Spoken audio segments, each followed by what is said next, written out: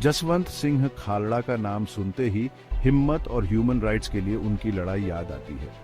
उनकी जिंदगी और काम हमें सिखाते हैं कि मुश्किल समय में भी एक इंसान कैसे अन्याय के खिलाफ लड़ सकता है। खालड़ा जी की कहानी बताती है कि जब सरकार जुल्म करे तो क्या होता है और जरूरी है कि गुनाहगारों को सजा मिले। दुनिया भर के एक्टिविस्ट्स और ह्यूमन राइट्स वालों को उनकी कहानी इंस्पायर करती है। खालड़ा जी का सफर अमृतसर, पंजाब से शुरू हुआ। उनका परिवार हमेशा से सोशल जस्टिस के लिए लड़ता रहा था। उनके दादाजी हरनाम सिंह गदर मूवमेंट में बहुत आगे थे। ये मूवमेंट 20वीं सदी की शुरुआत में ब्रिटिश राज के खिलाफ था। खालड़ा जी को बचपन से ही सही और गलत की समझ थी। उन्हें पता था कि पावरफुल लोगों के सामने सच बोलना कितना जरूरी है। इसी समझ ने उनकी जिंदगी का मकसद बनाया और उन्हें इंडिया के इतिहास के सबसे बुरे दौर से लड़ने के लिए तैयार किया। उनकी विरासत एक उम्मीद की किरण है। ये हमें याद दिलाती है कि अंधेरे में भी इंसान की हिम्मत एक अच्छी और बराबरी वाली दुनिया बना सकती है। खालड़ा जी की जिंदगी और काम हमें सिखाते हैं कि ह्यूमन राइट्स की लड़ाई हमेशा चलती रहती है और इसके लिए बहुत हिम्मत और इंसाफ के लिए पक्का इरादा चाहिए।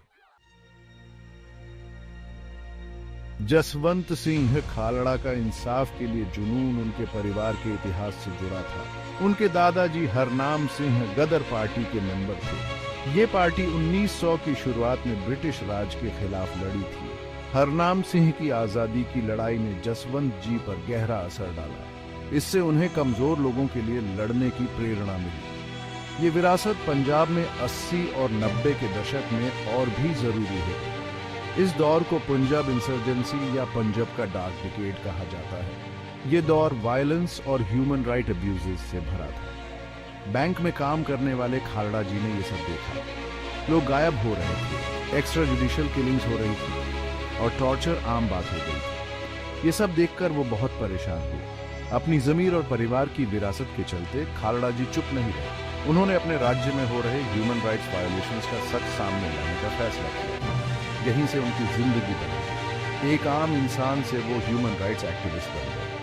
वो खतरे से भरे रास्ते पर चल पड़े। उन्हें पता था कि पावरफुल लोगों के खिलाफ लड़ने का मतलब अपनी जान जोखिम में डालना है। जसवंत सिंह खालड़ा ने गायब लोगों के बारे में पता लगाना शुरू किया।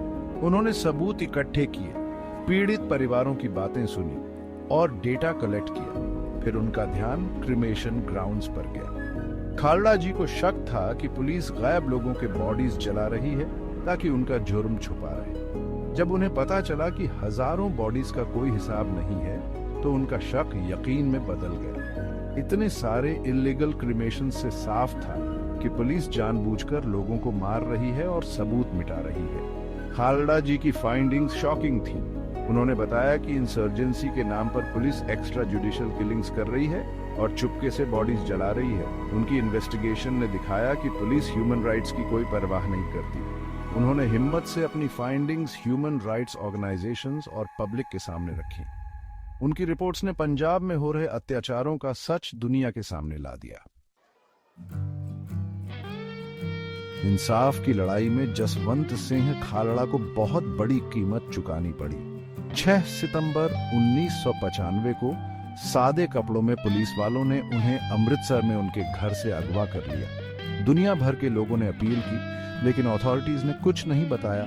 खालड़ा जी खुद उन्हीं ह्यूमन राइट्स अब्यूजेस का शिकार हो गए जिनके खिलाफ वो लड़ रहे थे। उनके गायब होने से पंजाब और देश भर में गुस्सा फैल गया।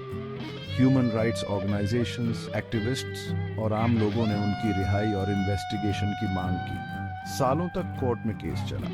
आखिरकार 2005 में सीबीआई कोर्ट ने 6 पुलिस ऑफिसर्स को खालड़ा जी के अपहरण और मर्डर का दोषी पाया। ये फैसला आया लेकिन इंसाफ की लड़ाई अभी भी जारी है। जसवंत सिंह खालड़ा की विरासत आज भी जिंदा है। उन्हें हिम्मत, ईमानदारी और ह्यूमन राइट्स के लिए उनकी लड़ाई के लिए याद किया जाता है। उनकी जिंदगी और काम हमें याद दिलाते हैं कि पावरफुल लोगों को जवाबदेह ठहराना कितना जरूरी है और अन्याय के खिलाफ आवाज उठाना कितना जरूरी है।